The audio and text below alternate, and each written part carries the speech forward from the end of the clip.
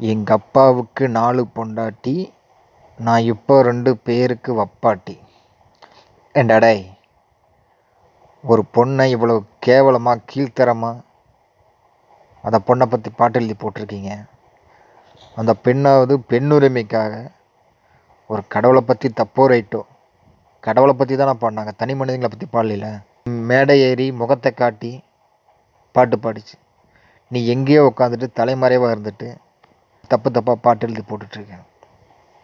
உனக்கெல்லாம் வெக்கமா இல்லை? ஏயா டிவியில் உட்காந்து அந்த பொண்ணுக்கு எதிராக கருத்து சொன்னீங்க இல்லையா? உங்களுக்கு இதெல்லாம் அவங்க காதில் விழலையா? ஆ, ஒரு கல்லை பற்றி தப்பாக பாடினதுக்கு உங்களுக்கு இவ்வளோ கோவம் வருதுன்னா, ஒரு பெண்ணை பற்றி இவ்வளோ கீழ்த்தரமாக பாடியிருக்கான், கோவம் வரலையா? I am sorry Isaivani, I am sorry. எனக்கு கூட ஒரு இந்துவம் மேலே கொஞ்சம் கோவம் வந்தது. ஆனால் இவனுக்கு இது பத்தாது. நீ செய், நல்லா செய்.